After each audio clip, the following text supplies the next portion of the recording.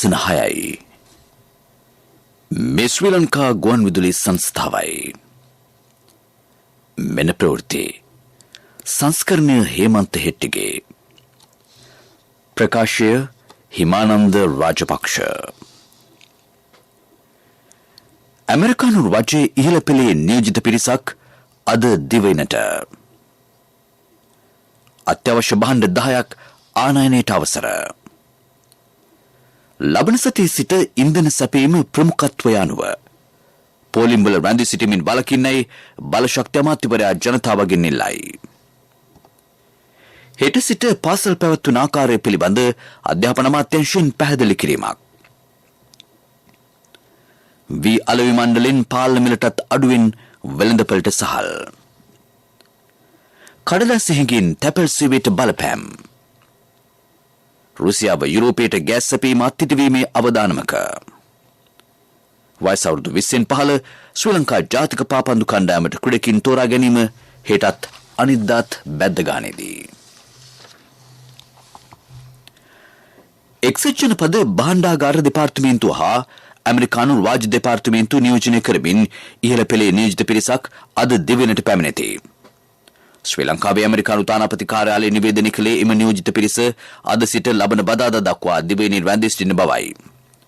ඔවුන් දේශපාලන නියෝජිතින්, ආර්ථික විද්‍යාඥයින් හා ජාත්‍යන්තර සංවිධාන නියෝජිතයින් හමු වී සාකච්ඡා කිරීමට නියමිතයි. අත්‍යවශ්‍ය ආහාර වර්ග 10ක් විවෘත ගිණුම් ක්‍රමයේ අර්ථය ආනයනය කිරීමට යලි අවසර ලබා දීමට රාජ්‍ය තීරණය කරයි. ලබන මාස 1 වෙනිදා සිට මාස 2ක කාල සීමාවක් සඳහා ඒ වළංගු වෙයි. දිනෙන් දින ඉහළ යන අත්‍යවශ්‍ය භාණ්ඩ මිල ගැන සලකා රාජ්‍ය මෙම තීරණයට එළඹ තිබේ.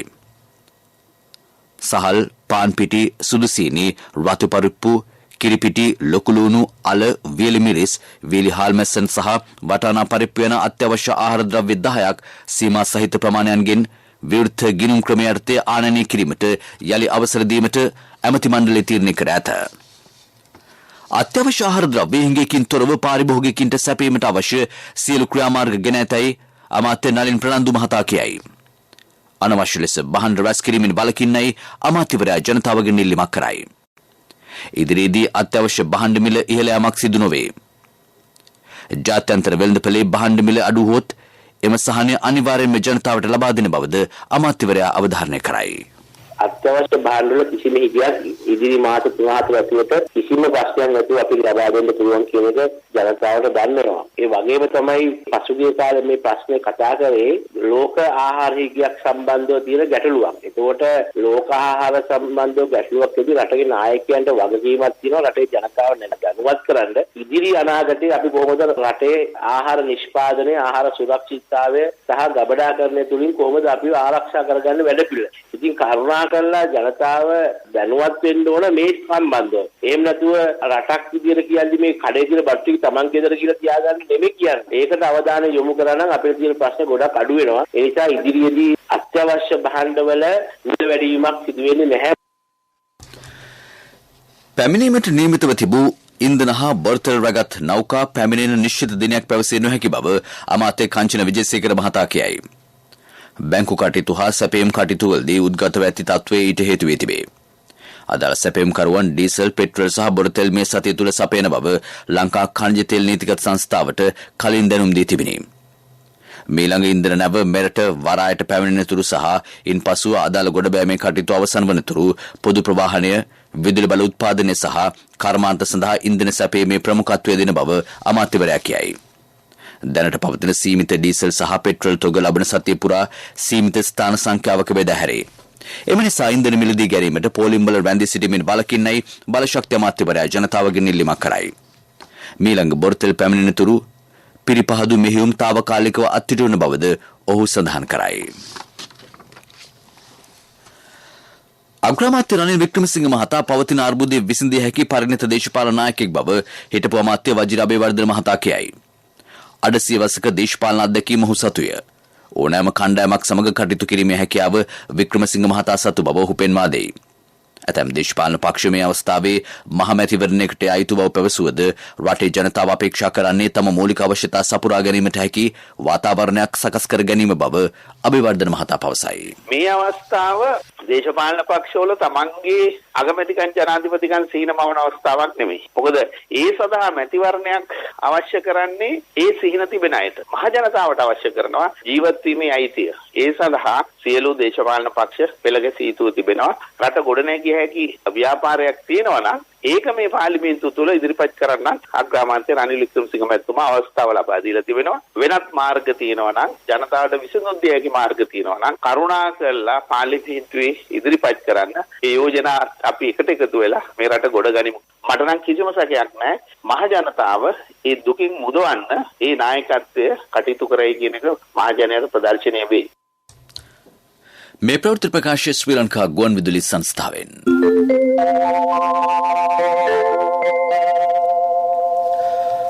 කොළඹ හා සෙසු නාගරික ප්‍රදේශවල පසුගිය සතියේ නොපැවැත් වූ පාසල් සතියකට දින 3ක් පැවැත්වීමට අධ්‍යාපන අමාත්‍යාංශය තීරණය කරයි.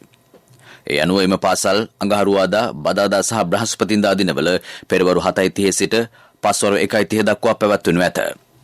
එම පාසල්වල ප්‍රාථමික අංශ පැවැත්වෙන දින ගණන තීරණය කිරීමේ බලය විදුහල්පතිවරුන්ට පැවරේ. පසුගිය සතියේ පැවැත් වූ ආකාරයට සිසුන්ට සහ ගුරුවරුන්ට ප්‍රවාහන අපහසුතා නොපවතින ග්‍රාමීය පාසල් ලබන සතියේදී සාමාන්‍ය පරිදි පැවැත්වෙනු ඇත. විදුහල්පතිවරුන් මෙම පාසල්වල ප්‍රවාහන අපහසුතා පවතින ගුරුවරුන් ඔවුන්ගේ පෞද්ගලික නිවාඩුවල නිදහස් කර නම්‍යශීලී කාලසටහනක් සකස් කර යුතුය. නාගරික පාසල්වල සිසුන් නොපැමිණෙන දින සඳහා මාර්ගගත ඉගැන්වීම්, වැඩපැවරුම් සහ නිවාස පාදක ක්‍රියාකාරකම් මගින් ඉගැන්වීම් කටයුතු අඛණ්ඩව පවත්වාගෙන යාමට අධ්‍යාපන අමාත්‍යාංශය උපදෙස් දී තිබේ. ප්‍රවාහන අපහසුතා හේතුවෙන් පාසල් නොපැමිණෙන ගුරුවරුන් සඳහා එම දින පෞද්ගලික නිවාඩු දින ලෙස නොසැලකේ. අධ්‍යාපන අමාත්‍යාංශයට අනුව නාගරික නොවන ප්‍රදේශවල පාසල් සතිය දින 5ෙම සාමාන්‍ය පරිදි පැවැත්වෙනු ඇත. වියලවි මණ්ඩලය තමන් සතු වීතොග සහල් බවට පත්කර මේ වන විට වෙළඳපළට නිකුත් කර තිබේ. ඒවා වෙළඳපළේ පාලන මිලට වඩා අඩුවෙන් ජනතාවට අලෙවි කරන බව මණ්ඩලයේ සභාපති නීල් දාල්විස් මහතා කියයි. ජනතාවට සහන සැලසීම එමගින් අපේක්ෂා කෙරේ. සතු සහ සමුපාකාර වෙළඳසැල් මෙන්ම සුපිරි වෙළඳසැල් වලින් එම සහල් දැන් මිලදී ගත හැකිය. ජනාකීර්ණ ප්‍රදේශවල ජංගම රථ මගින්ද සහල් අලෙවි කරන බව වියලවි මණ්ඩලයේ සභාපතිවරයා කියයි. 2021 වර්ෂයට අදාළ ප්‍රාචීන ප්‍රාරම්භ විභාගයේ ප්‍රතිඵල ඊයේ නිකුත් කර ඇතැයි විභාග දෙපාර්තමේන්තුව දැනුම් දෙයි. එම ප්‍රතිඵල www.donets.lk වෙබ් අඩවියෙන් ලබාගත හැකිය. යලිත් එම ලිපින www.donets.lk වෙබ් අඩවියෙන් ලබාගත හැකි බව විභාග කොමසාරිස් ජෙනරාල් LMD ධර්මසේන මහතා පවසයි. අපේක්ෂකයින්ට ප්‍රතිඵල ලේඛනය එම වෙබ් අඩවියෙන් බාගත කර ගැනීමේ අවස්ථාවද පවතී. ප්‍රතිඵල නැවත සමීක්ෂණ පිළිබඳ තොරතුරු ඉදිරියේදී දැනුම් දෙනු ලැබේ. ප්‍රමුඛ පුවත ඔබ වෙත ගෙනෙන්නේ සෑම ගෙදරකම සිටිය යුතු වෙද මහත්මයා සිද්ධාලේප. පවතින කඩදාසි හිඟේ තැපැල් සේවයට ප්‍රබල බලපෑමක් එල්ල කර ඇතැයි තැපැල්පති රංජිත් ආරියරත්න මහතා කියයි. ලැබෙන ලිපි සංඛ්‍යාවද අඩු මට්ටමක පවතී. තැපැල් සේවය සඳහා අවශ්‍ය මුද්‍රිත පෝරම සපයා ගැනීමටද ගැටලු පවතී. අභ්‍යන්තර ලිපි සඳහා කඩදාසි භාවිතය වෙනුවට විද්‍යුත් තැපැල් භාවිතා කිරීමට තැපැල් දෙපාර්තමේන්තුව තීරණය කර ඇතැයි තැපැල්පතිවරයා කියයි. ප්‍රමුඛතම පුවත ඔබ වෙත ගෙන ආවේ සිද්ධාලේප ලක්වියාව. ශක්ති හඬ අවධානය පිණිසයි.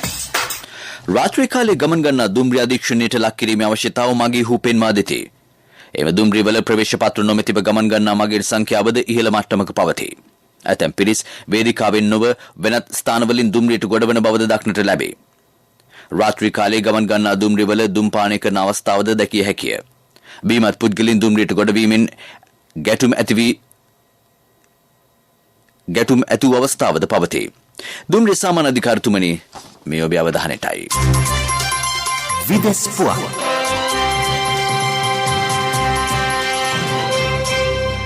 එළඹෙන ශීත ඍතුවේදී රුසියාව යුරෝපයට ගෑස් සැපීම මුළුමනින්ම අත්හිටුවීමේ අවධානමක් පවතින බව ජාත්‍යන්තර බලශක්ති ඒජන්සිය ප්‍රධානී ෆාති බයිරෝල් මහතා පවසයි. එම නිසා හදිසි සැපීම මාර්ග හෝ විකල්ප කෙරෙහි අවධානය යොමු කළ යුතු බව ඔහු අවධාරණය කරයි. රුසියාව ගෑස් සැපීම අත්හිටුවහොත් සමස්ත යුරෝපයට සිය අවශ්‍යතා සපුරා ගැනීම සඳහා ඇමරිකාවට යොමු වීමට සිදුවේ. ඒ යුරෝපයේ දැඩි ආර්ථික පසුබෑමකට හේතු වනු ඇතැයි ජාත්‍යන්තර බලශක්ති ඒජන්සිය ප්‍රධානියා පෙන්වා දෙයි.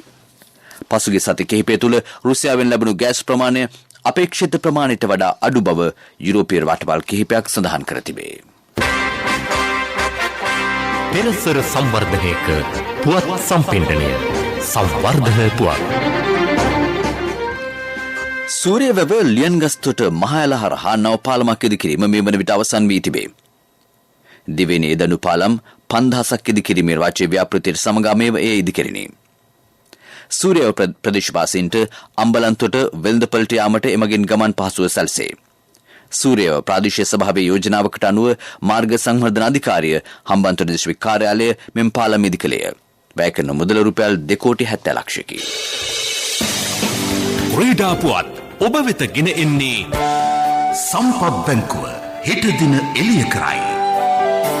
වයසවරුදු 20 ශ්‍රී ලංකා ජාතික පාපන්දු කණ්ඩායමට ක්‍රීඩකින් තෝරා ගැනීම හෙටත් අනිද්දාත් සිදු කරන බව ශ්‍රී ලංකා පාපන්දු සම්මේලනය කියයි. ඊට සහභාගී වන ක්‍රීඩකින් අදාළ දිනවල පෙරවරු 6:30ට බැද්දගාන ජාතික පාපන්දු පුහුණු මධ්‍යස්ථානයට වාර්තා කළ යුතුය. 2003 ජනවාරි මාස 1 වෙනිදායින් පසුව උපන් අයට පමණක් මේ සඳහා සහභාගී විය හැකිය. ව්‍යාපාරික පුවත් ඔබ වෙත ගෙන එන්නේ NSB සල්ලි එහෙන් තෑගි මෙහෙන් ස්වර්ණ ජයන්ති වාසනා ජයග්‍රාහකයා ඔබද.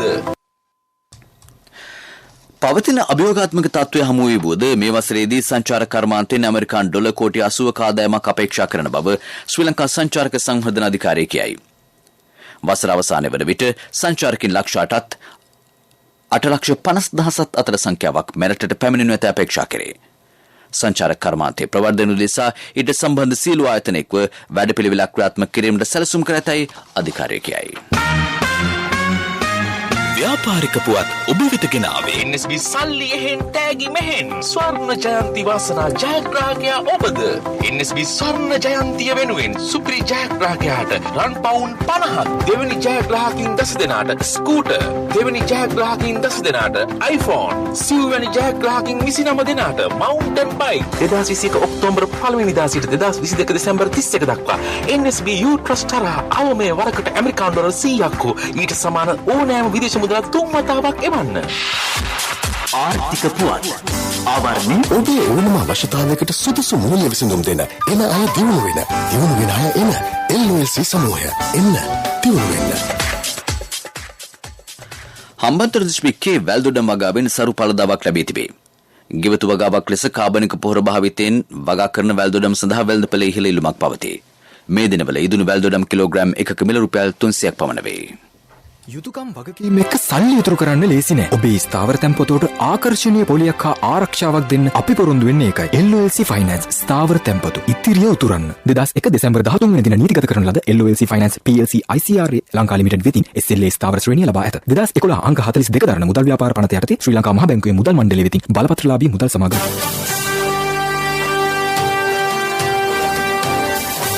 කාලගුණ වාර්තාව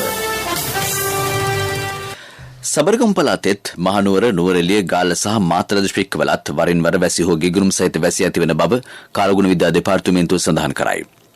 බස්නාහිර සහ වයම් පළාත්වල වැසි බාර කිහිපයක් ඇතිවේ.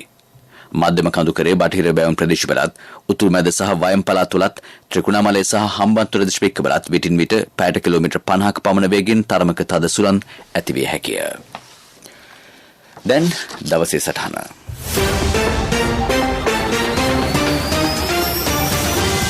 ජාත්‍යන්තර වශයෙන් අපේ රටේ ජනතාව විවිධ අවස්ථාවලදී කීර්තියට හා අභිමානයට ලක් වූ අවස්ථා බොහෝයි. ලෝකයට පිරිලක් වූ ත්‍රස්තවාදය නිමා කිරීම ඉන් ප්‍රධානතම ජයග්‍රහණයයි.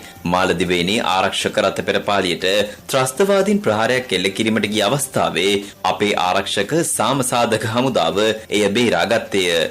ලෝක ක්‍රිකට් කුසලානේ දිනා ගැනීම ඇතුළු ක්‍රීඩා ක්ෂේත්‍රයේ රන් රිදී පදක්කම් ලබා ලෝක වාර්තා තැබීය.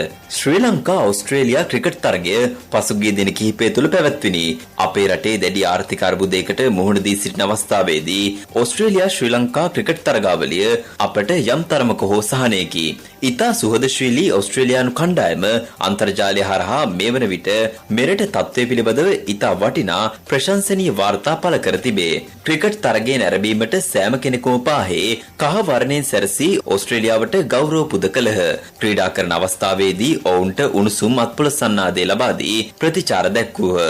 මේ ඕස්ට්‍රේලියානු කණ්ඩායමට පමණක් නොව සමස්ත ඕස්ට්‍රේලියානු ජනතාවගේම ගෞරවයට පාත්‍ර වීමකි. අපේ බුද්ධිමත් ජනතාව අනන්ත අප්‍රමාණ ගැටලු මැදේ වුවද ක්‍රිකට් තරගයේ නැරඹීමට පැමිණ පවත්වාගත් හැසිරීම සත්‍ය වශයෙන්ම අගය කළ යුත්තකි. ශ්‍රී ලාංකික අපට සිතුවොත් කරන්නට බැරි යමක් නැත. මේ ගෞරවනීය හැසිරීම ක්‍රියාකලාපය සෑම විටම ආදර්ශයක් කරගෙන තව තවත් අපේ අභිමානය ලොවට පෙන්වීමට කටයුතු කරමු.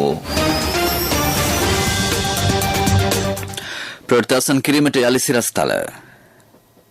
ඇමරිකන් රජයේ ඉහළ පෙළේ නියෝජිත පිරිසක් අද දිවයිනට අත්‍යවශ්‍ය භාණ්ඩ 10ක් ආනයනයට අවසර.